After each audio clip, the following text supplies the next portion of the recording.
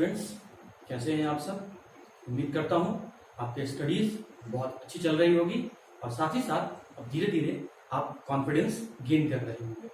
तो last class में students हम लोगों ने एडिशन पॉलीमर का डिफरेंट क्लासेस देखा था, जिसमें हमने first classes poly alkyne discuss कर लिया था। उस पॉली अल्कीन में मैंने आपको पॉलीथीन बताया और फिर उस पॉलीथीन को मैंने क्लासीफाई किया लो डेंसिटी पॉलीथीन में और हाई डेंसिटी पॉलीथीन में।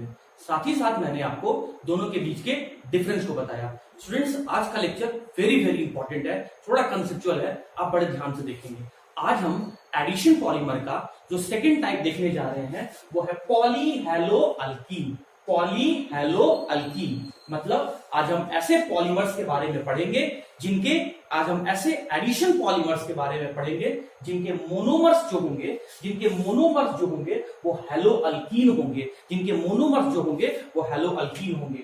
और इनके जो दो बेस्ट एग्जांपल हैं वो है Teflon and PVC. And from examination point of view these two polymers are very important. तो आइए मैं सबसे पहले आपको टेफ्लॉन डिस्कस करता हूं।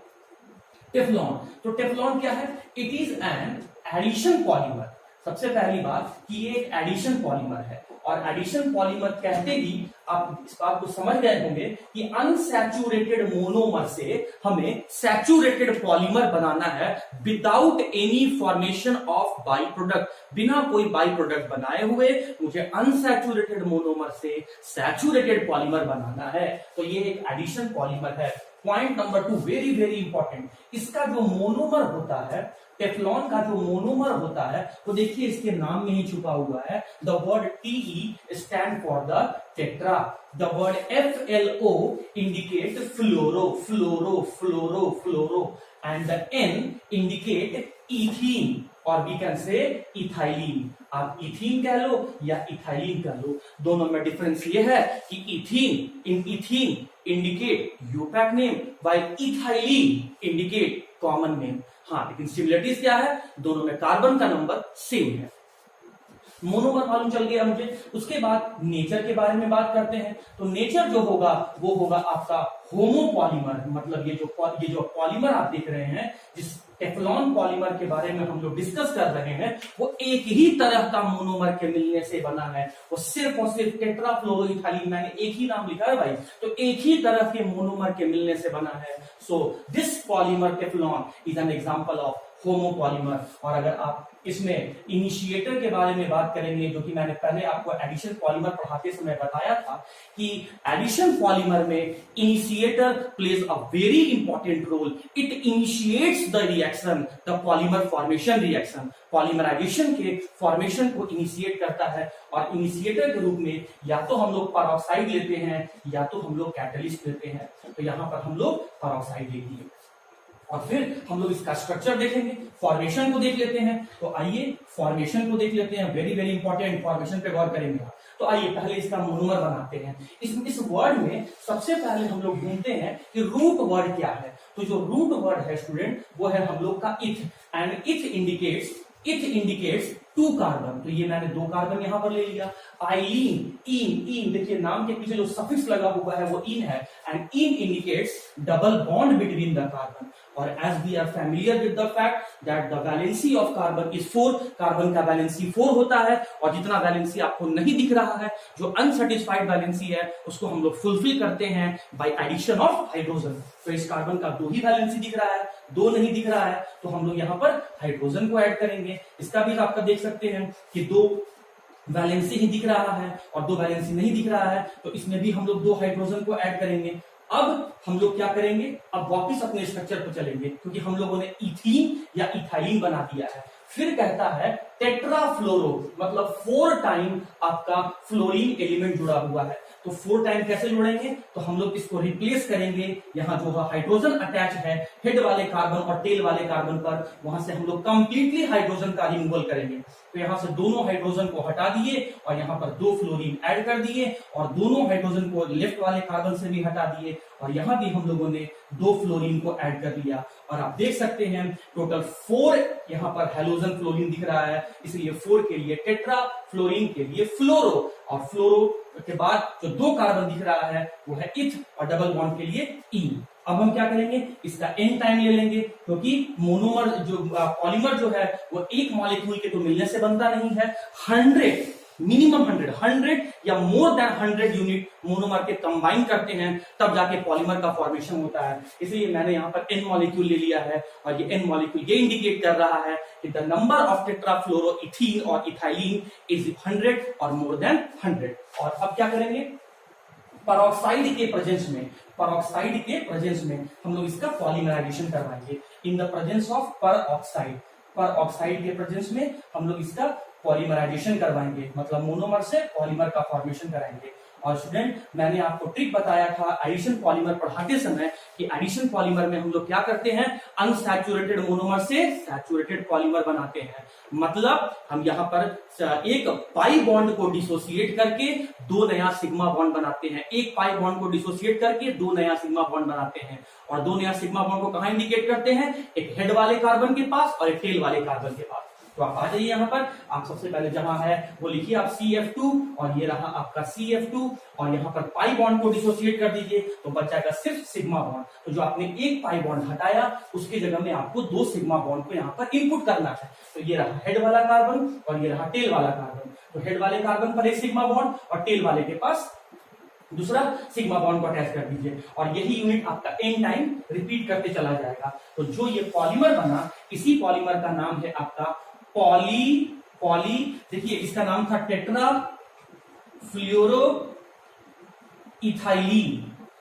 और मैंने आपको ट्रिक बताया था कि जब कभी पॉलीमर का नाम लिखना है तो poly plus name of monomer लिख देना है। तो पॉली तो आपने लिख ही दिया क्योंकि बहुत सारा यूनिट कंबाइन किया हुआ है और मोनोमर का नाम आप यहां से उठा लें तो टेट्रा फ्लोरो इथाइलिन। और शॉर्ट में स्टूडेंट इसी को कहा जाता है Teflon, which is a addition polymer because it is formed from the unsaturated monomer. It is formed in the presence of peroxide and no byproduct is formed in this case. So we can say that the polymer Teflon is an example of addition polymer और ये सिर्फ एक ही type के monomer के मिलने से बना है। Hence we can say that it is a homopolymer. अब स्टूडेंट इसके यूज के बारे में हम यहाँ देख लेते हैं जो कि दो वेरी वेरी इंपॉर्टेंट यूज है। इस मटेरियल का यूज हम लोग करते हैं for making of non sticking cooking utensil. Non sticking cooking utensil मतलब हम ऐसे बर्तन, यूटेंसिल होता है बर्तन, हम ऐसे बर्तन इस मटेरियल की हेल्प से बनाते हैं जहां पर ऑयल और स्पाइसेस नहीं चिपकता है, मतलब इसमें तेल और मसाला नहीं चिपकता है। उस तरह के बर्तन यूटेंसिल को बनाने के लिए हम जिस मटेरियल का यूज करते हैं that material is Teflon. And second example is it is used as the gasket in pressure cooker. तो ये गैस्केट के रूप में यूज किया जाता है। मतलब आपने देखा होगा कि जो प्रेशर कुकर है उसका जो हैंडल होता है उसमें एक रबर होता है, तो वही रबर को कहते हैं gasket which control the formation of vapour. जो वेपर के फॉर्मेशन को, जो गैस के फॉर्मेशन को कंट्रोल करता है, उसे जो गैस को कंटेन करके रखता है, गैस को कंटेन करके रखता है, स्टोर करके रखता है, उसे कहते हैं गैस्केट। तो this is used as the gasket in the cooker. So these are the uses of the Teflon. This is the formation of the Teflon and it is an addition polymer. क्यों होता है मैंने बता दिया, monomer बता दिया, nature बता दिया और इनिशिएटर बता दिया, और किस तरीके से टेफ्लॉन बन रहा है ये मैंने आपको बता दिया। तो उम्मीद करता हूं टेफ्लॉन आपको समझ में आ गया। तो स्टूडेंट अब हम लोग सेकेंड एग्जांपल पॉलीहैलोअल्कीन का डिस्कस करने जा रहे हैं, दैट इज PVC। और PVC का पूरा नाम है पॉलीविनाइल क्लोराइड। तो फिर से एक बार, ये एक एडिशन पॉलीमर है और एडिशन पॉलीमर बोलते ही आप समझ गए होंगे कि अनसैचुरेटेड मोनोमर से सैचुरेटेड पॉलीमर का फॉर्मेशन होगा, पेरोक्साइड के प्रेजेंस में रिएक्शन होगा और कोई बाय प्रोडक्ट नहीं बनेगा। और इसके फॉर्मेशन को दिखाने में हम एक पाई बॉन्ड को डिसोसिएट करेंगे, दो नया सिग्मा बॉन्ड को बनाएंगे, एक सिग्मा बॉन्ड हेड वाले कार्बन पर और दूसरा सिग्मा बॉन्ड टेल वाले कार्बन पर। अगर मोनोमर के बारे में बात करेंगे तो पॉली के बाद जो नाम आ रहा है वही उसका मोनोमर होगा, polyvinyl chloride. So the monomer is vinyl chloride. Monomer is vinyl chloride. Nature के बारे में बात करेंगे तो ये होमोपॉलीमर है। कहने का मतलब ये सिर्फ और सिर्फ एक ही टाइप के मोनोमर के मिलने से बनेगा। और इनिशिएटर के बारे में बात करें स्टूडेंट तो इनिशिएटर यहाँ पर जो यूज होता है वो है पेरोक्साइड। अब विनाइल के बारे में तो हम लोग जानते ही हैं, विनाइल का स्ट्रक्चर क्या होता है। विनाइल का स्ट्रक्चर होता है आप दो कार्बन लें और डबल बॉन्ड से उसको अटैच कर दें और कार्बन के वैलेंसी को पूरा करने के लिए आप यहाँ पे हाइड्रोजन अटैच करते हैं। तो the double bonded carbon is known as the vinylic carbon, the double bonded carbon is known as the vinylic carbon. This group is known as the vinylic group. Why this group is known as the vinylic group? Because double bonded carbon is known as the vinylic carbon, and double bonded carbon is known as the vinylic carbon. The sp2 carbon is known as the vinylic carbon. The sp2 carbon is known as the vinylic carbon. अब हम क्या करेंगे, किसी भी एक carbon से, चाहे वो हेड वाला कार्बन हो चाहे टेल वाला कार्बन हो, वहां से एक हाइड्रोजन को हटा देंगे तो फ्री वैलेंसी जनरेट हो जाएगा, और इस फ्री वैलेंसी में हम लोग यहाँ पर क्लोराइड को जोड़ देंगे, तो ये हो गया Cl. Now this molecule is known as the vinyl chloride, और इसका हमको N मॉलिक्यूल ले लेना है। पेरोक्साइड के फॉर्मेशन में रिएक्शन स्टार्ट करना है, और मतलब पॉलीमराइजेशन स्टार्ट करना है, मतलब मोनोमर से पॉलीमर का फॉर्मेशन करना है। और स्टूडेंट, मैंने आपको ट्रिक बताया था कि भाई आप एक पाई बॉन्ड को डिसोसिएट करो और दो नया सिग्मा बॉन्ड बना दो, एक हेड वाले कार्बन पर और एक टेल वाले कार्बन पर। तो ये मैंने लिखा CH2, ये रहा CH, इससे बॉन्डेड है Cl, और यहाँ पर सिर्फ जब पाई बॉन्ड डिसोसिएट हो गया तो सिर्फ सिग्मा बॉन्ड बचा। तो जब पाई बॉन्ड को डिसोसिएट करने के बाद जो मुझे दो नया सिग्मा बॉन्ड को इनपुट करना है, वो एक सिग्मा बॉन्ड को मुझे हेड वाले कार्बन पर इनपुट करना है और एक सिग्मा बॉन्ड को मुझे टेल वाले कार्बन पर इनपुट करना है। और ऐसा यूनिट n टाइम रिपीटेड है, n टाइम रिपीटेड है, तो ये लिख दिया मैंने n टाइम। तो पॉलीमर का फॉर्मेशन हो गया, और इस पॉलीमर का अगर हमको नेमिंग करना है तो मैं कैसे नेमिंग करूंगा, तो पहले आप लिख दो पॉली, और उसके बाद जो मोनोमर का नाम है उस मोनोमर के नाम को लिख दो, तो नाम है विनाइल क्लोराइड, तो हमने लिख दिया इसका विनाइल क्लोराइड, जिसको शॉर्ट फॉर्म में हम लोग PVC भी कहते हैं। अब चलो चेक करो, क्या ये अनसैचुरेटेड है? हाँ जी, डबल बॉन्ड है तो अनसैचुरेटेड है, सिंगल सिंगल बॉन्ड है तो सैचुरेटेड है। अनसैचुरेटेड से सैचुरेटेड बन रहा है in the presence of peroxide, so addition polymer का एग्जांपल है। इसके मोनोमर क्या है? विनाइल क्लोराइड है। एक ही टाइप का मोनोमर के मिलने से ये जो पॉलीमर बना आपका PVC, वो एक ही टाइप के मोनोमर के मिलने से बना है, इसीलिए होमोपॉलीमर है। कोई बाई प्रोडक्ट नहीं बन रहा है, इसीलिए एडिशन पॉलीमर है। अनसैचुरेटेड से सैचुरेटेड बन रहा है, इसीलिए एडिशन पॉलीमर है। एक पाई बॉन्ड को डिसोसिएट करके आपने दो नया सिग्मा बॉन्ड बनाया है, इसीलिए एडिशन पॉलीमर है। एक ही टाइप के मोनोमर के मिलने से बना है, होमोपॉलीमर है। पेरोक्साइड के प्रेजेंस में हो रहा है, इसीलिए एडिशन पॉलीमर है। अब स्टूडेंट, आप देख सकते हैं कि आखिर इस दोनों एग्जांपल को पॉलीहैलोअल्कीन में क्यों रखा गया, क्योंकि यहाँ पर हैलोजन प्रेजेंट है, क्लोरीन, इसीलिए इसके लिए हेलो बोला गया।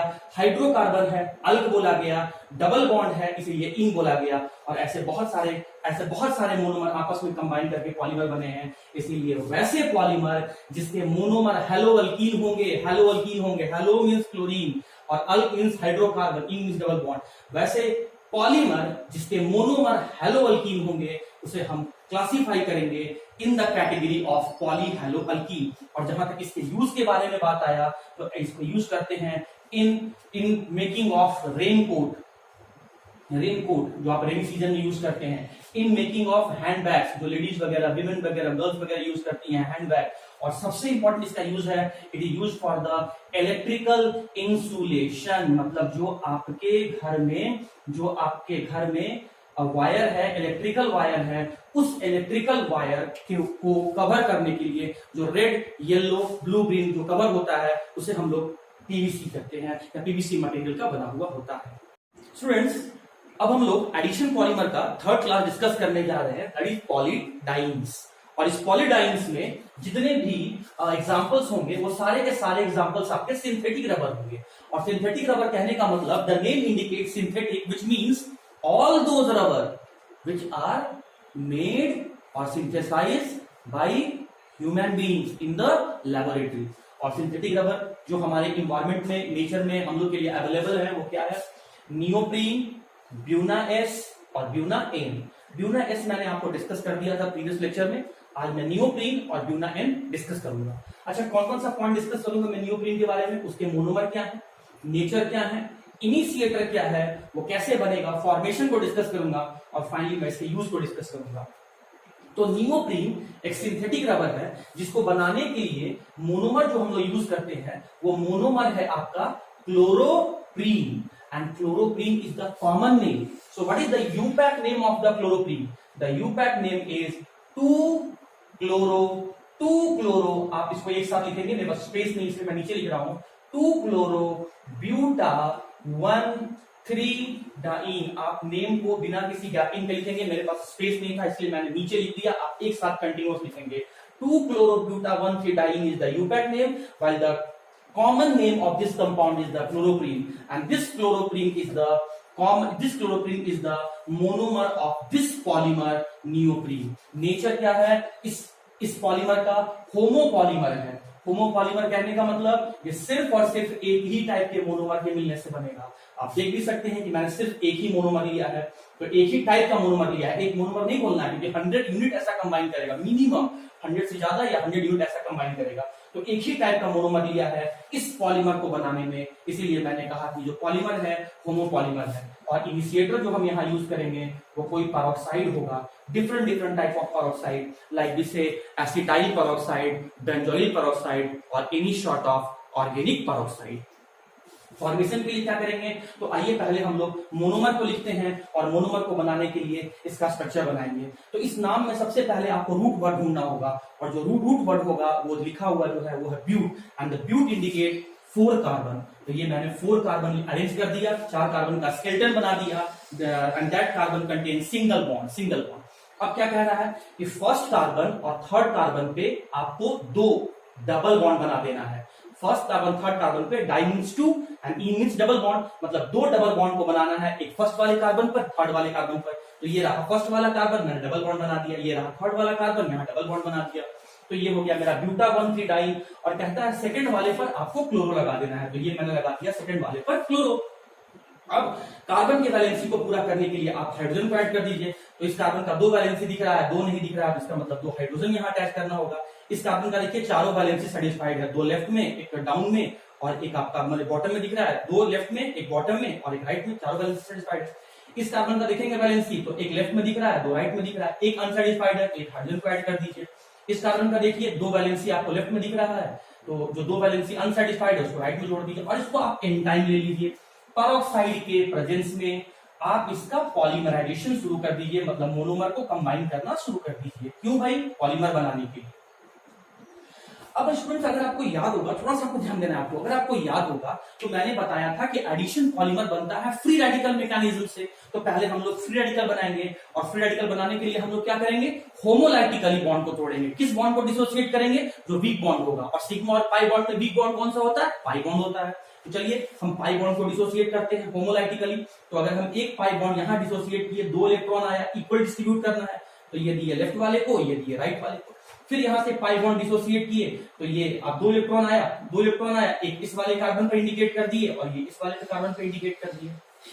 चलिए बनाते हैं। अच्छा, ऐसा मॉलिक्यूल लेफ्ट में भी बहुत सारा होगा, ऐसा मॉलिक्यूल राइट में बहुत सारा होगा। तो ये लेफ्ट वाला, जो सबसे लेफ्ट वाला कार्बन है, वो अपने आगे वाले कार्बन से इस फ्री रेडिकल से कंबाइन कर जाएगा। तो ये मैंने बॉन्ड से दिखा दिया, जो अपने आगे वाले कार्बन के इलेक्ट्रॉन से कंबाइन करके बॉन्ड बना लिया भाई।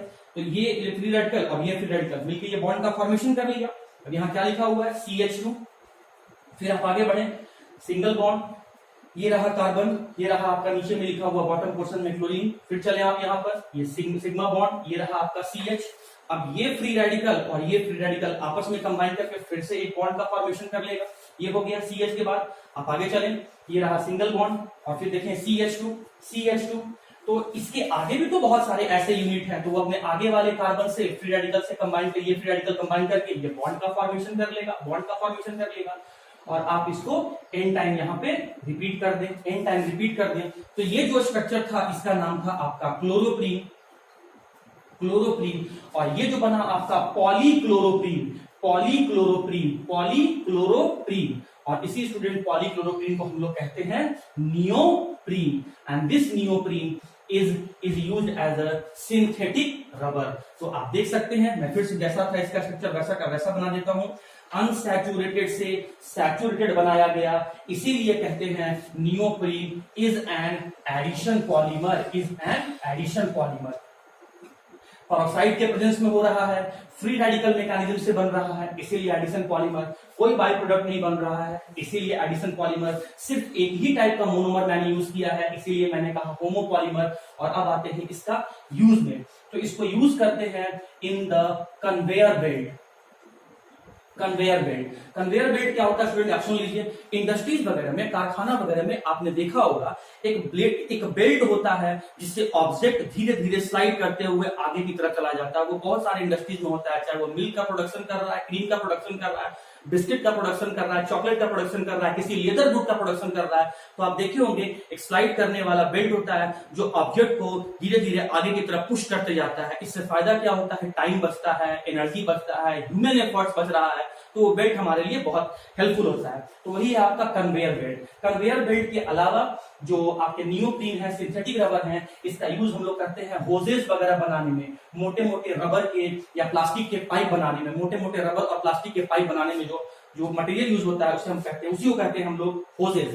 और साथ ही साथ इसको हम लोग यूज करते हैं स्टॉपर। जो स्टॉपर आप दरवाजा वगैरह में, डोर वगैरह में जो बॉटम साइड में देखते हैं स्टॉपर, तो वो स्टॉपर लगा हुआ रहता है, वो इसी मटेरियल का बना हुआ होता है, नियोप्रीन का। रबर और प्लास्टिक के मोटे मोटे पाइप को होजेस कहते हैं। और इंडस्ट्रीज वगैरह में, कारखाना वगैरह में जो ऑब्जेक्ट को एक जगह से दूसरे जगह तक शिफ्ट करके ले जाता है, तो उसे हम कहते हैं कन्वेयर बेल्ट। तो ये हो गया यूज, ये हो गया फॉर्मेशन, इनिशिएटर, नेचर, मोनोमर और किस तरह का पॉलीमर। ये करने के बाद स्टूडेंट्स अब आता है ब्यूनाइस रबर, जो मैंने पिछले क्लास में डिस्कस कर दिया था।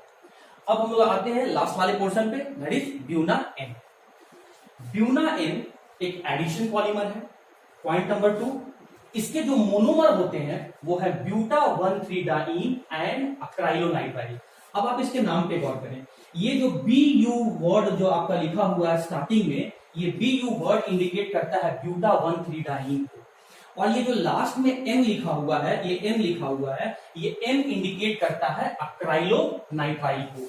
इस और जो यहाँ पर कैटलिस्ट यूज होता है, वो कैटलिस्ट है आपका सोडियम। इसीलिए ब्यूटा 1,3-डाइन, अक्राइलोनाइट्राइल और सोडियम तीनों को मिला के एक साथ इसका नाम दे दिया गया है ब्यूना एन रबर। इसका शॉर्ट फॉर्म बनाया गया है।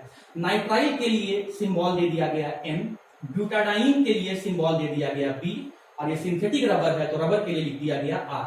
सो the other name of butadiene, buta 1,3-डाइन and acrylonitrile polymer is, या Buna N polymer is NBR। अब एडिशन पॉलीमर है, मोनोमर इसके ये रहे दोनों। अब दो अलग टाइप के मोनोमर हैं, इसीलिए हम लोग कह दिए कि ये कोपॉलीमर है। और इनिशिएटर हम लोग यहाँ पर यूज कर रहे हैं सोडियम, जो कि कैटलिस्ट की तरह काम कर रहा है। तो आइए इसके फॉर्मेशन को देखते हैं। सबसे पहले हमने ब्यूटा 1,3-डाइन बनाया। इसमें रूट वर्ड क्या है, ब्यूट, तो हमने क्या किया, 4 कार्बन ले लिया। हमने यहाँ पर शुरू में 4 कार्बन ले लिया, ये रहा आपका 4 कार्बन। और ये चारों कार्बन को हम लोग सिंगल बॉन्ड से, सिग्मा बॉन्ड से जोड़ दिए, तो कार्बन का रफ स्केलेटन हम लोग तैयार कर लिए। फर्स्ट वाले कार्बन और थर्ड वाले कार्बन पर हम लोग डबल बॉन्ड इंडिकेट कर देंगे, ये डबल बॉन्ड हम लोग इंडिकेट कर दिए। और कार्बन के वैलेंसी को सेटिस्फाई करने के लिए हम लोग यहाँ पर हाइड्रोजन को अटैच कर देंगे, इसमें। और क्या करेंगे, इसका N मॉलिक्यूल ले लेंगे, N मॉलिक्यूल। अगला क्या है आपका अक्राइलोनाइट्राइल। अक्राइलोनाइट्राइल कैसे बनाएंगे, पहले हम लोग विनाइलिक ग्रुप लिखेंगे। विनाइलिक ग्रुप क्या होता है, 2 कार्बन, 1 डबल बॉन्ड और 1 फ्री वैलेंसी। फ्री वैलेंसी किसी भी कार्बन को, चलो मैं ये लेफ्ट वाले कार्बन को देता हूँ free valency. 2 carbon, 1 double bond और 1 फ्री वैलेंसी, इसी को कहते हैं हम लोग विनाइलिक ग्रुप। कार्बन के वैलेंसी को सेटिस्फाई करने के लिए आप हाइड्रोजन को जोड़ो। 2 वैलेंसी दिख रहा है, 2 नहीं दिख रहा है तो 2 हाइड्रोजन को अटैच कर दो। इस कार्बन का 3 वैलेंसी आपको दिख रहा है तो 1 ही हाइड्रोजन को यहाँ अटैच कर दो, और इसका आप क्या करो, N मॉलिक्यूल ले लो। और इस फ्री वैलेंसी में आप साइनाइड को जोड़ दो। मैंने साइनाइड को क्यों जोड़ा, क्योंकि स्टूडेंट अगर आप इसके नाम पे गौर करेंगे तो नाम के लास्ट वाले पोर्शन में, सफिक्स वाले पोर्शन में नाइट्राइल लिखा हुआ है, and the nitrile suffix is used for the cyanide functional group. इसीलिए जो यहाँ पर फ्री वैलेंसी था उसमें मैंने साइनाइड जोड़ दिया। अब इसका नाम एक बार लिख दो आप यहाँ पे, ब्यूटा 1,3-डाइन, और इसका भी आप नाम लिख दो, इसका नाम हो गया आपका अक्राइलोनाइट्राइल। विनाइल साइनाइड भी कर सकते हो। अब मैंने क्या किया, इसको सोडियम कैटलिस्ट के प्रेजेंस में इसका पॉलीमराइजेशन करवाना शुरू किया। तो आइए स्टूडेंट देखते हैं। आपको ये बात पता होगा कि एडिशन पॉलीमर जो है वो फ्री रेडिकल मैकेनिज्म से बनता है। तो पहले हम इन दोनों मोनोमर को फ्री रेडिकल के फॉर्म में डिसोसिएट करेंगे। और फ्री रेडिकल कैसे बनता है, बाय द होमोलैटिक फ्यूजन। होमोलैटिक फ्यूजन क्या होता है, वीक बॉन्ड को डिसोसिएट करो, उसी बॉन्ड को डिसोसिएट करना हम प्रीफर करते हैं जो वीक बॉन्ड होता है, क्योंकि एनर्जी कम लगेगा, रिएक्शन का स्पीड ज्यादा रहेगा और बनने वाले प्रोडक्ट का अमाउंट परसेंटेज ज्यादा रहेगा। तो पाई बॉन्ड वीक बॉन्ड है, उसी बॉन्ड को डिसोसिएट करेंगे। लेकिन उस पाई बॉन्ड को डिसोसिएट करने के बाद जो हमारे पास इलेक्ट्रॉन आएंगे उसको हम लोग इक्वली डिस्ट्रीब्यूट करेंगे, इसी को तो हम लोग होमोलैटिक फ्यूजन कहते हैं। आइए डिसोसिएट करते हैं पाई बॉन्ड को। एक पाई बॉन्ड को डिसोसिएट किया, 2 इलेक्ट्रॉन आया, एक लेफ्ट वाले को दिया, एक राइट वाले को दिया। इस पाई बॉन्ड को डिसोसिएट किया, एक लेफ्ट वाले कार्बन को, राइट वाले कार्बन को।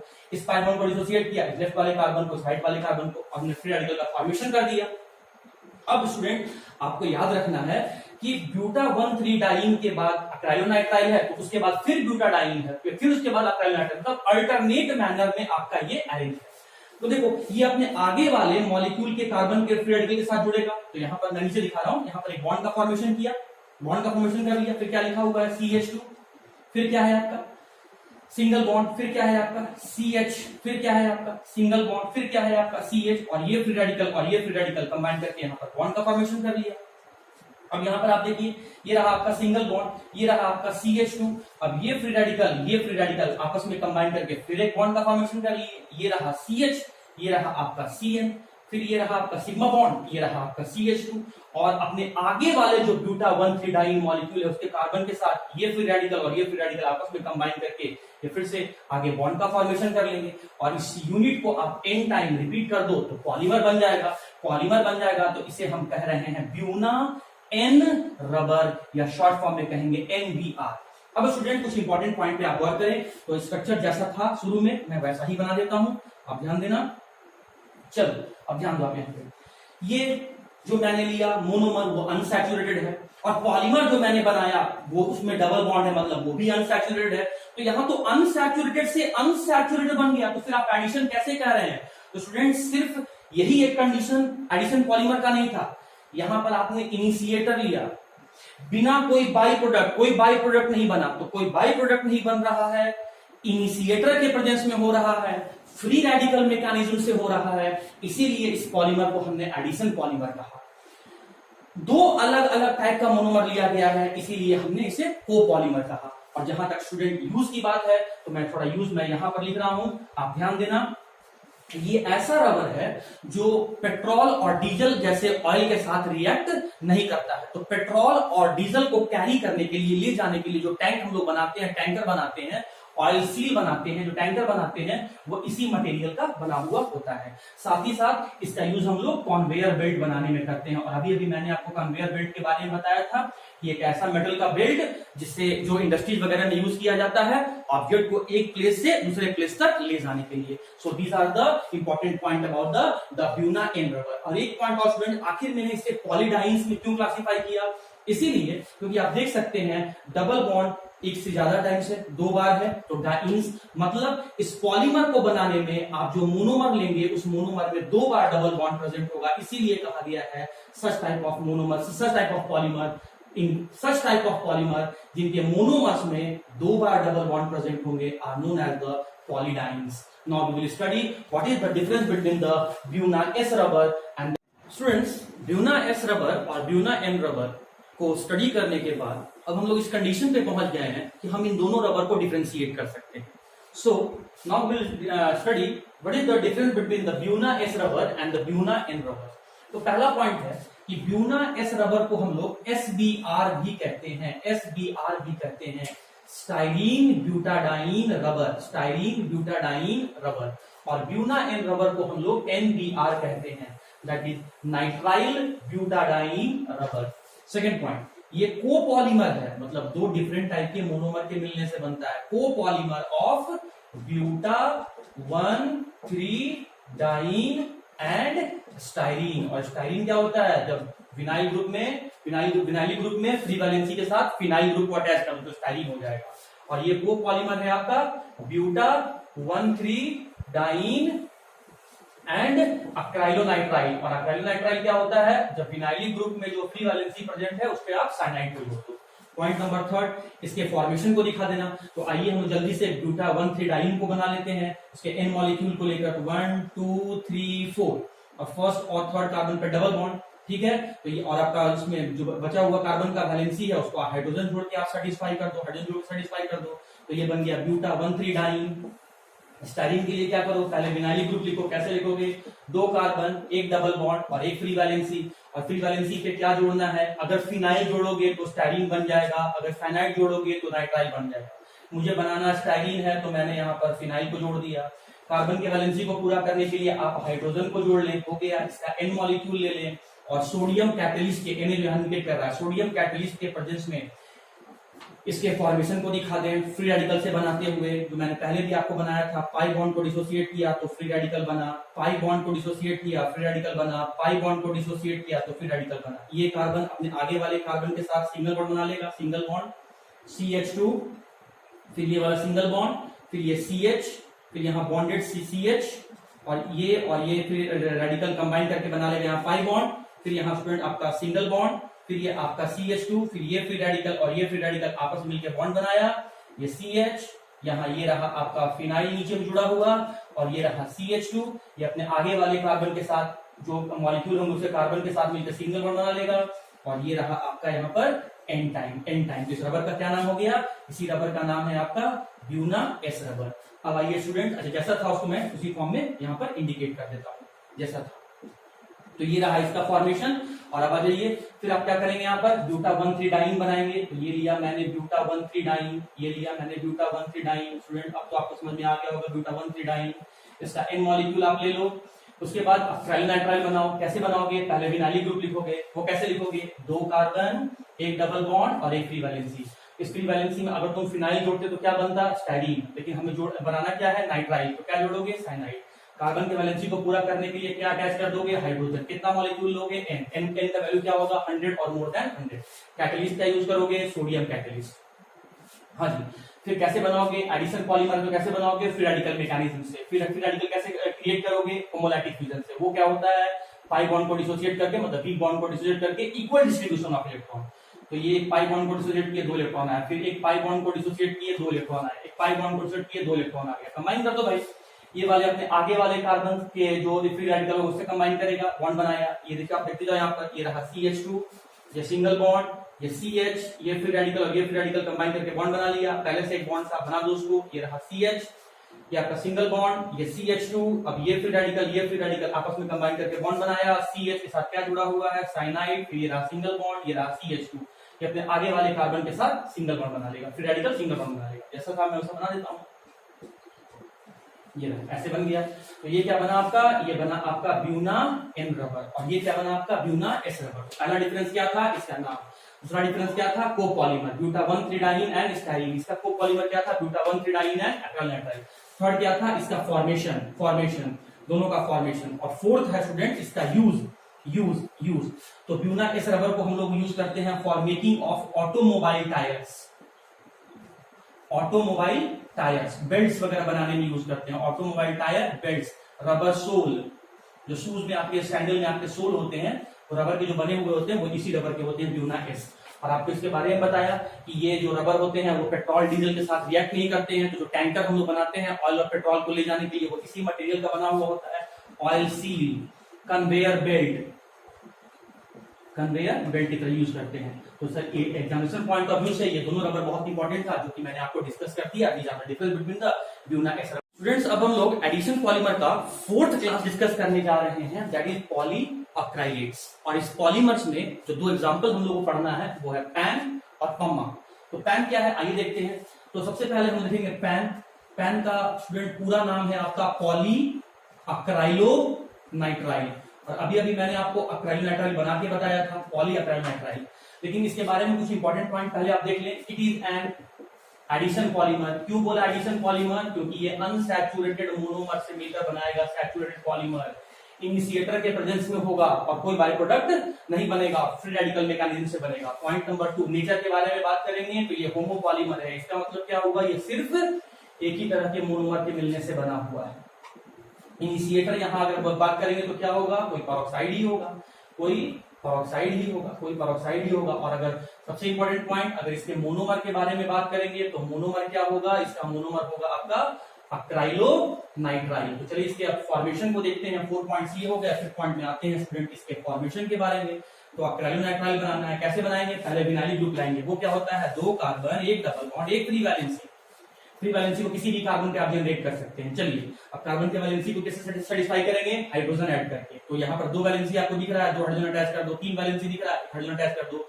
और इस फ्री वैलेंसी में अगर आप साइनाइड जोड़ते हो तो बन जाएगा acrylonitrile, because the suffix nitrile is used for the cyanide functional group. कितना टाइम ले लो इसको, n मॉलिक्यूल, n का वैल्यू क्या होगा 100 और मोर देन 100।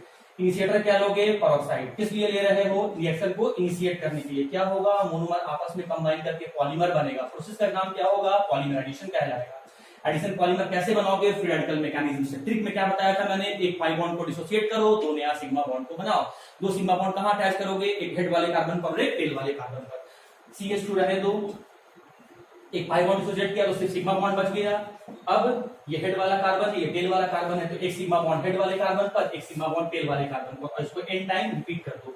अब इस पॉलीमर का, अगर इस पॉलीमर का आपको नेम लिखना है तो कैसे लिखोगे, पॉलीमर है तो पहले पॉली लिखो, और जो मोनोमर का नाम होगा वही मोनोमर का नाम उधर लिख देना। क्या नाम है इसका, इसका नाम है अक्राइलोनाइट्राइल। तो पॉलीमर का नाम क्या हो गया, पॉली अक्राइलोनाइट्राइल। और शॉर्ट में इसको क्या कहते हैं, इसे शॉर्ट में कहते हैं स्टूडेंट पैन। और पैन का दूसरा नाम क्या है, ऑर्लॉन। तो याद रहे एग्जाम में अगर ऑर्लॉन के बारे में आए तो समझ जाना वो पैन के बारे में पूछ रहा है, मतलब पॉली अक्राइलोनाइट्राइल के बारे में पूछ रहा है। अब लास्ट पॉइंट में आते हैं स्टूडेंट, इसका यूज क्या होगा, इन making of sweater, blanket and carpet.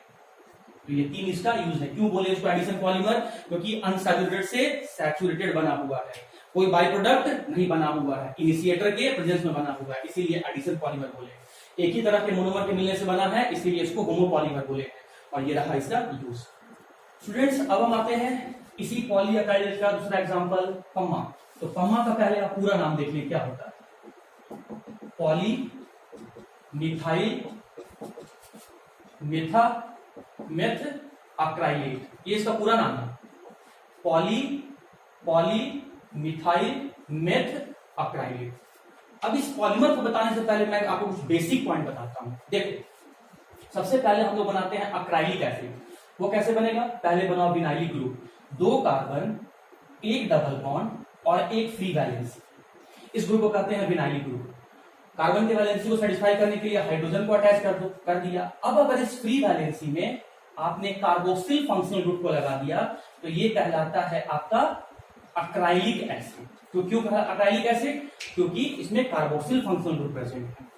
अब हम लोग जानते हैं स्टूडेंट कि Easter is the derivative of acid. Easter जो है वो एसिड से ही बनता है। तो अब हम इसको पहले ईस्टर के फॉर्म में कन्वर्ट करेंगे। यहां से हमने हाइड्रोजन को हटाया और एक मिथाइल ग्रुप को लगा दिया। तो अब ये देखिए, अब देख सकते हैं COOR, अब तो ईस्टर फंक्शनल ग्रुप हो गया। तो अब इसका नाम बदल के क्या हो जाएगा, तो देखिए ईस्टर फंक्शनल ग्रुप का फॉर्मूला तो यही होता है COOR, ईस्टर फंक्शनल ग्रुप। तो पहले इस राइट साइड में, ऑक्सीजन के राइट साइड में जो अल्काइल ग्रुप होता है उसका नाम लिखते हैं। तो क्या नाम है इसका, मिथाइल। और ये जो आपका रेस्ट पोर्शन जो बचा हुआ है CH2 डबल बॉन्ड CHCOO, इसको हम लोग कहते हैं अक्राइलेट। तो इसका नाम हो गया मिथाइल अक्राइलेट। अब यहां पे समझ में आया स्टूडेंट आपको। अब देखिए फंक्शनल ग्रुप के जस्ट बगल वाले कार्बन को हम लोग कहते हैं अल्फा कार्बन। फंक्शनल ग्रुप के एडजेसेंट वाले कार्बन को कहते हैं अल्फा कार्बन। अब इस अल्फा कार्बन से मैंने क्या किया स्टूडेंट, इस हाइड्रोजन को, अल्फा हाइड्रोजन को हटाया, और हाइड्रोजन को हटाकर मैंने क्या किया, इसकी जगह में एक मैंने मिथाइल ग्रुप को अटैच कर दिया।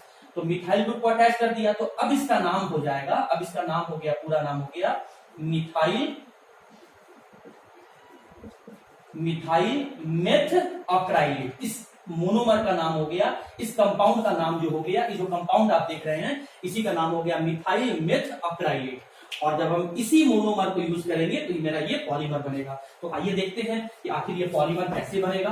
तो मैं मिथाइल मेथ अक्राइलेट बनाने जा रहा हूं। आप ध्यान से देखना, मैं फिर से समझाता हूं एक बार। मैंने क्या किया था, एक विनाइलिक ग्रुप लेके आया था, 2 carbon, 1 double bond, 1 free valency. पहले क्या किया था मैंने, इस फ्री वैलेंसी में कार्बोक्सिल जोड़ा था। क्या नाम इसका हो गया था, इसका नाम था अक्राइलिक एसिड। हाइड्रोजन अटैच कर दो वैलेंसी पूरा करने के लिए, अक्राइलिक एसिड। अब मैंने ईस्टर बनाने के लिए क्या किया, पहले हाइड्रोजन को हटाया और मिथाइल को अटैच कर दिया। क्या नाम बोला मैंने इसका, मिथाइल अक्राइलेट। फंक्शनल ग्रुप के जस्ट बगल वाले कार्बन को कहते हैं अल्फा कार्बन। क्या किया था मैंने, यहाँ से हाइड्रोजन को हटा दिया था और क्या जोड़ा था, मिथाइल को जोड़ा था। क्या नाम इसका मैंने बताया आपको, मिथाइल मेथ अक्राइलेट, मिथाइल मेथ अक्राइलेट, ठीक है। और इसका आप एन टाइम ले लो, एन का वैल्यू कितना होगा 100 और मोर देन 100।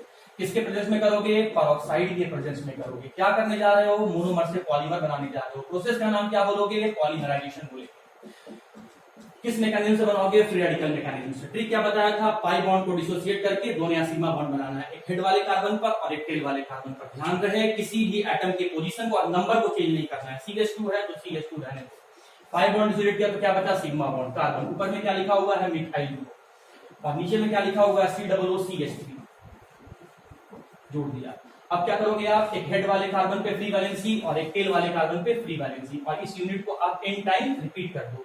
अब इसका नेमिंग में आ जाते हैं। तो पहले पॉलीमर बना है तो पॉलीमर के लिए क्या लिखोगे, पॉली, और फिर उसके बाद जो मोनोमर का नाम होगा, मोनोमर का नाम क्या हो गया, मिथाइल मेथ अक्राइलेट, ये हो गया। इस तरीके से इसका फॉर्मेशन हुआ।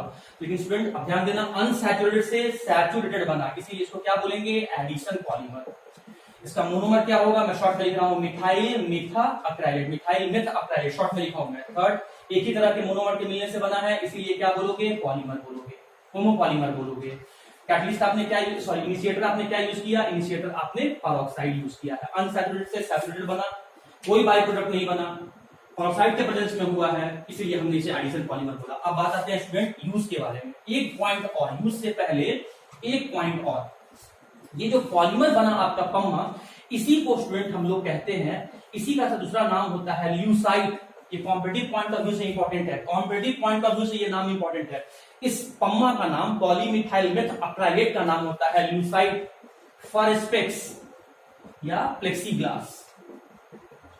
अकेडमिक में तो कम ही पूछता है, लेकिन 12th बोर्ड में कम पूछता है, लेकिन कॉम्पिटिटिव एग्जाम में ये पूछा गया क्वेश्चन है कि what is the other name of the Pamma, तो ल्यूसाइट या फिर फॉरेस्पेक्स या फिर प्लेक्सीग्लास। अब आते हैं स्टूडेंट यूज के बारे में। तो जो आप कॉन्टैक्ट लेंस यूज करते हैं आईज वगैरह में, तो लेंसेज जिस मटेरियल का बना होता है वो है आपका यही पॉलीमिथाइल मेथा अक्राइलेट। उसके बाद जो एयरक्राफ्ट विंडो है, जो एरोप्लेन में जो विंडोज वगैरह जो बनते हैं, जिस मटेरियल के बने हुए होते हैं, वो आपका यही होता है पॉलीमिथाइल मेथा अक्राइलेट। तो ये रहे कुछ एग्जांपल्स पॉलीमिथाइल मेथा अक्राइलेट के। तो मैंने पूरे एडिशन पॉलीमर को आपको बता दिया है, चारों क्लासेस को बता दिया और उसके यूजेस के साथ स्ट्रक्चर को बता दिया। एडिशन पॉलीमर खत्म हुआ स्टूडेंट, अब हम कंडेंसेशन पॉलीमर। ओके स्टूडेंट्स, तो एडिशन पॉलीमर कंप्लीट करने के बाद, पूरी तरीके से कंप्लीट करने के बाद, अब हम आते हैं कंडेंसेशन पॉलीमर में। और एग्जामिनेशन पॉइंट ऑफ व्यू से एडिशन पॉलीमर से कहीं ज्यादा इंपॉर्टेंट कंडेंसेशन पॉलीमर है। जैसे एडिशन पॉलीमर को हमने 4 डिफरेंट क्लासेस में डिस्ट्रीब्यूट किया था, क्लासिफाई किया था, वैसे ही हमने कंडेंसेशन पॉलीमर को भी 3 डिफरेंट टाइप में क्लासिफाई किया हुआ है। फर्स्ट टाइप है यहाँ पर अमाइड, दैट इज पॉलीअमाइड। अच्छा, इसका मीनिंग क्या है आप ये समझेंगे। वैसे पॉलीमर्स जिसमें अमाइड फंक्शनल ग्रुप प्रेजेंट है, वैसे पॉलीमर जिसमें अमाइड फंक्शनल ग्रुप प्रेजेंट है, वैसे पॉलीमर जिसमें अमाइड फंक्शनल ग्रुप प्रेजेंट है, that is CONH2 amide functional group. तो यहां से एक हाइड्रोजन को मैं रिमूव कर दे रहा हूं और यहां पर फिर आगे चेन ये कंटिन्यू कर जाएगा। तो वैसे पॉलीमर जिसमें अमाइड फंक्शनल ग्रुप प्रेजेंट है, वैसे पॉलीमर जिसमें अमाइड फंक्शनल ग्रुप प्रेजेंट है, उसे हम पॉलीअमाइड कहेंगे। या हम ये कह सकते हैं कि मोनोमर जब आपस में अमाइड लिंकेज के साथ कंबाइन करेंगे, तो इस तरह के पॉलीमर को हम लोग पॉलीअमाइड कहेंगे। एंड पॉइंट नंबर 2 स्टूडेंट, कि इसके मोनोमर्स में, इस पॉलीमर को बनाने में जो मोनोमर्स होंगे उसमें 2 अलग अलग फंक्शनल ग्रुप प्रेजेंट होंगे। और जो 2 फंक्शनल ग्रुप प्रेजेंट होंगे वो क्या क्या होंगे, diamine and dicarboxylic acid. Diamine and dicarboxylic acid मतलब मोनोमर में 2 NH2 ग्रुप और 2 COOH ग्रुप प्रेजेंट होंगे। और इसके एग्जाम्पल क्या क्या है, नाइलॉन, एग्जाम्पल अगर इसका देखा जाए पॉलीअमाइड का, तो नाइलॉन 6 एंड नाइलॉन 6। तो this is the example of the polyamide. Nylon 6 student मैंने आपको पहले डिस्कस कर लिया था। अब मैं आता हूं नाइलॉन 6 में डिस्कस करने के लिए। एग्जामिनेशन पॉइंट ऑफ व्यू से दोनों वेरी वेरी इंपॉर्टेंट है और नाइलॉन 6 कहीं ज्यादा इंपॉर्टेंट है। तो नाइलॉन 6 के फॉर्मेशन को मैं समझाने जा रहा हूं, स्टूडेंट कंफ्यूज मत होना, बड़े ध्यान से वीडियो को देखना। अब मैं बताता हूं आपको नाइलॉन 6 के बारे में। मैं थोड़ा सा इस पोर्शन को यहाँ पर मिटा दे रहा हूं ताकि मुझे स्पेस मिल जाए और मैं अच्छे से आपको नाइलॉन 6 के फॉर्मेशन को समझा सकूं। तो जो पॉलीमर हम बनाने जा रहे हैं उस पॉलीमर का नाम क्या है स्टूडेंट, नाइलॉन 6। अच्छा, मैं एक बार रफ में आपको कंडेंसेशन पॉलीमर के बारे में समझा देता हूं। कि कंडेंसेशन पॉलीमर को बनाने के लिए हमने क्या किया था, जब मोनोमर दो डिफरेंट टाइप के मोनोमर जिसमें दो डिफरेंट फंक्शनल ग्रुप प्रेजेंट हो, जब वो आपस में कंबाइन करके पॉलीमर का फॉर्मेशन करते हैं विथ बाई प्रोडक्ट, तो इस तरह से बनने वाले पॉलीमर को हम कंडेंसेशन पॉलीमर कहते हैं। और पहचानने का तरीका क्या था कंडेंसेशन पॉलीमर का, कि मोनोमर में फंक्शनल ग्रुप प्रेजेंट होते हैं। एरो के ऊपर इनिशिएटर नहीं सिर्फ टेम्परेचर लिखा हुआ रहता है, और मेन प्रोडक्ट जो पॉलीमर बना हुआ है उसमें अमाइड फंक्शनल ग्रुप होगा या तो ईस्टर फंक्शनल ग्रुप होगा, और कोई भी बाई प्रोडक्ट का फॉर्मेशन नहीं होगा। तो ये कंडेंसेशन पॉलीमर पहचानने का तरीका है। अब जो हम यहाँ पर पॉलीमर डिस्कस कर रहे हैं वो है आपका नाइलॉन 6। तो पहली बात स्टूडेंट इसके बारे में आप दिमाग में रखेंगे कि नाइलॉन 6 का दूसरा नाम है परलॉन।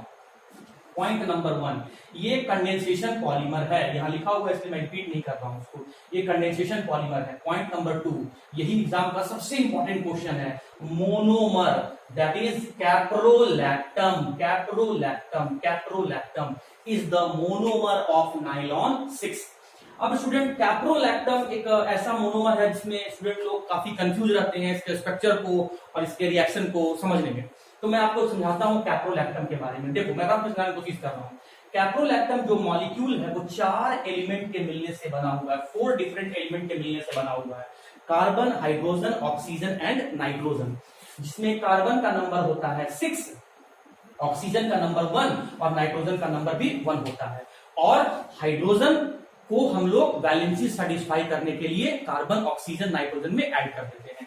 आइए देखते हैं हम लोग स्टूडेंट कि कैसे बनता है कैप्रोलैक्टम, कैसे बनता है। तो देखो नाइट्रोजन से स्टार्ट करो और इसमें और 6 कार्बन का आगे रिंग बना दो। तो देखो ये 1, ये 2, ये 3, ये 4, ये 5, ये 6, ये 6 कार्बन हो गया। 1 2 3 4 5 6, और जो 6 कार्बन है उसको आप नाइट्रोजन से अटैच कर दो। जो सबसे लास्ट वाला कार्बन है उसको कार्बोनिल बना दो, मतलब इस कार्बन के साथ कार्बन को ऑक्सीजन के साथ डबल बॉन्ड से अटैच कर दो। इस ग्रुप को हम लोग कहते हैं कार्बोनिल ग्रुप। मैं फिर से समझाता हूं स्टूडेंट, ध्यान से समझना। सबसे पहले तुम क्या लेना, नाइट्रोजन लेना, और उस नाइट्रोजन को क्या करना, फिर अटैच करना 6 कार्बन के साथ। तो देखो ध्यान से देखना, ये 1, ये 2, ये 3, ये 4, ये 5, ये 6, और जो 6th वाला कार्बन है, लास्ट वाला कार्बन है, उसको तुम नाइट्रोजन से अटैच कर दो। जो लास्ट वाला कार्बन है उसको ऑक्सीजन के साथ डबल बॉन्ड से अटैच कर दो, और इस ग्रुप को कहते हैं कार्बोनिल ग्रुप। ठीक है। अब सारे के वैलेंसी मतलब नाइट्रोजन, कार्बन और ऑक्सीजन के वैलेंसी को सेटिस्फाई करने के लिए हाइड्रोजन जोड़ना है। आपको दिमाग में रखना है कि कार्बन का वैलेंसी 4 होता है, ऑक्सीजन का वैलेंसी 2 होता है और नाइट्रोजन का वैलेंसी 3 होता है। तो ऑक्सीजन का 2 बॉन्ड दिख रहा है, 2 वैलेंसी सेटिस्फाइड है। इस कार्बन पे फोकस करो, इसका देखो चारों वैलेंसी तुमको सेटिस्फाइड दिख रहा है, एक ऊपर, एक नीचे और 2 राइट में दिख रहा है। इस कार्बन का देखो 2 ही वैलेंसी दिख रहा है, तो 2 हाइड्रोजन अटैच करो, 2 ही वैलेंसी दिख रहा है, 2 हाइड्रोजन को अटैच करो, 2 हाइड्रोजन को अटैच करते जाओ। तो ये जो तुम्हारा स्टूडेंट कंपाउंड बना। अच्छा एक चीज और, नाइट्रोजन का वैलेंसी 3 होता है, तो ये 1 2, तो एक हाइड्रोजन को आप यहाँ पे लाके अटैच कर दो। तो इसी कंपाउंड को हम लोग कहते हैं कैप्रोलैक्टम। अब आपको मैंने बहुत आसानी से समझा दिया मोनोमर का स्ट्रक्चर बनाने का तरीका। अच्छा स्टूडेंट, इसको हम लोग क्या करते हैं, पहले हाइड्रोलाइसिस करवाते हैं, मतलब वाटर मॉलिक्यूल के साथ इसको हीट करते हैं। वाटर मॉलिक्यूल के साथ इस मोनोमर को हम लोग हीट करते हैं। तो ध्यान से समझना जरा यहाँ। चलो देखो देखो, जैसे ही तुमने हीट किया तो वाटर मॉलिक्यूल डिसोसिएट हुआ H+ और OH- में। आप जानते हो कि हाइड्रोजन का एटॉमिक नंबर 1 होता है, उसके पास इलेक्ट्रॉन का नंबर 1 है। अब वो एक इलेक्ट्रॉन लूज कर दिया है तो उसका ड्यूप्लेट तो पूरा नहीं हुआ, उसको इलेक्ट्रॉन का कमी हो गया। जो एक इलेक्ट्रॉन था भी उसके पास, वो भी इलेक्ट्रॉन लूज हो गया। तो ये बन गया इलेक्ट्रॉन डिफिशिएंट स्पीशीज। और इलेक्ट्रॉन डिफिशिएंट स्पीशीज को याद करो हम लोग इलेक्ट्रोफाइल कहते थे। आपको ये बात बहुत अच्छे ढंग से पता है स्टूडेंट कि नाइट्रोजन के पास एक लोन पेयर प्रेजेंट होता है, और आप देख सकते हैं नाइट्रोजन का ऑक्टेट पूरा है। एक बॉन्ड यहाँ लेफ्ट में, एक बॉन्ड यहाँ राइट में, एक बॉन्ड यहाँ ऊपर, 3 बॉन्ड में 6 इलेक्ट्रॉन, और लोन पेयर में आपका 2 इलेक्ट्रॉन दिख रहा है। इसका मतलब इसका ऑक्टेट पूरा है। तो इसके पास ऑक्टेट पूरा है और डोनेट करने के लिए एक लोन पेयर है। इसका मतलब ये इलेक्ट्रॉन रिच स्पीशीज बना हुआ है, और इलेक्ट्रॉन रिच स्पीशीज को कहते हैं हम लोग न्यूक्लियोफाइल। न्यूक्लियोफाइल अटैक करता है, इलेक्ट्रोफाइल के ऊपर अटैक होता है। अटैक करने का मतलब इलेक्ट्रॉन को डोनेट करना। तो देखो ध्यान से देखो, ये नाइट्रोजन अपने लोन पेयर को इस वाटर के H+ को डोनेट करेगा। ये जाके अटैक करने का मतलब यही हुआ, डोनेट करेगा। और नाइट्रोजन भी नॉन मेटल है, और यहाँ पर जो H हाइड्रोजन जो है, H+ प्रोटोन जो है, यहाँ पर हाइड्रोनियम जो है, यहाँ पर जो हाइड्रोजन है यहाँ पर, ये आपका इलेक्ट्रॉन डिफ्यूजन स्पीसीज है, दोनों का दोनों नॉन मेटल है, और नॉन मेटल बीच में कोवेलेंट बॉन्ड बनता है। कोवेलेंट बॉन्ड कैसे बनता है? शेयरिंग से बनता है। लेकिन इसके पास बॉन्ड बनाने के लिए इलेक्ट्रॉन नहीं है, तो नाइट्रोजन क्या करेगा? इसके हिस्से का इलेक्ट्रॉन भी वो खुद देगा। तो चलो देखो यहां मैं समझाता हूं आपको, ध्यान से समझते चलना। तो ये आ गया आपका यहाँ पर H+, ये H+ आया। तो नाइट्रोजन जो एक लोन पेयर है उसमें से एक इलेक्ट्रॉन अपने पास रखा और एक इस H+ को दे दिया। बॉन्ड तो बन गया, लेकिन उसके बाद देखो क्या हुआ, हाइड्रोजन इलेक्ट्रॉन डोनेट नहीं किया था, लेकिन इसको एक इलेक्ट्रॉन मिल गया, इसीलिए इसके ऊपर नेगेटिव चार्ज आ गया। नाइट्रोजन को देना सिर्फ एक ही इलेक्ट्रॉन था, वो अपना दोनों का दोनों इलेक्ट्रॉन दे दिया, इसका मतलब ये एक एक्सेस में दे दिया, एक ज्यादा लूज कर दिया, इसीलिए इसके ऊपर पॉजिटिव चार्ज आ गया। अब एक ही एलिमेंट के ऊपर जब इक्वल नंबर में पॉजिटिव और नेगेटिव चार्ज आता है तो वो क्या हो जाता है? वो न्यूट्रल हो जाता है, आपका न्यूट्रल हो जाता है। अब आपको पहले से ही बताया थे हम यहाँ पर कि जब कभी भी फ्लोरीन, ऑक्सीजन, नाइट्रोजन इनके ऊपर पॉजिटिव चार्ज आता है तो ये अनस्टेबल हो जाता है।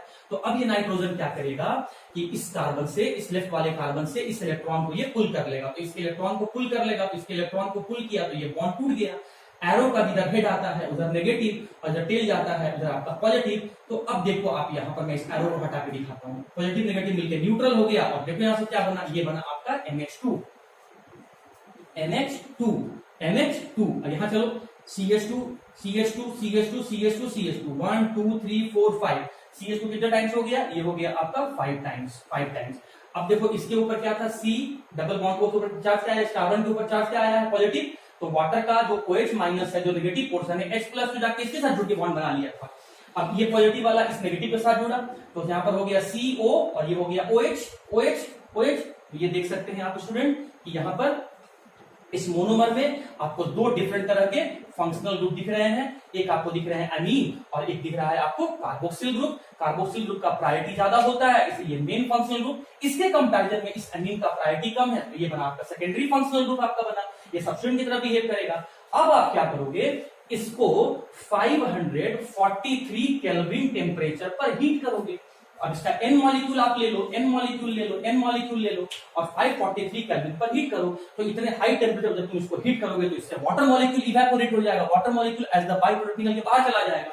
कैसे जाएगा? तो ये जो आपका कार्बोक्सिल का जो यहाँ से OH- है, ये OH- यहाँ चला गया और अमीन का जो है वो हाइड्रोजन यहाँ से रिमूव हो गया, तो वाटर मॉलिक्यूल यहाँ से H2O के फॉर्म में रिलीज हो गया। यहाँ से क्या बचा आपका NH, ये रहा आपका CH2 का आपका होल 5 और ये रहा कार्बन डबल बॉन्ड ऑक्सीजन, मतलब carbonyl group with the free valency, और ये आपका n टाइम रिपीटेड है। तो इसी पॉलीमर को हम लोग कहते हैं नाइलॉन 6 और इसको दूसरा नाम है आपका पर्लॉन। तो इस तरीके से बना। अब आप स्टूडेंट देख सकते हो जैसा था, मैं पहले वैसा का वैसा ही बनाया था जैसा ये पहले से था। तो आप देख सकते हो ये पहले ऐसे था, इसका नाम कैप्रोलैक्टम। अब थोड़ा सा आप इसके नाम पे गौर करो। देखो जैसे अराबिक नंबर में आप 1 2 3 4 5 6 लिखते हो, तो ग्रीक में 1 को कहा जाता है अल्फा, 2 को कहा जाता है बीटा, 3 को कहा जाता है गामा, 4 को कहा जाता है डेल्टा, 5 को कहा जाता है थीटा और 6 को कहा जाता है ईटा।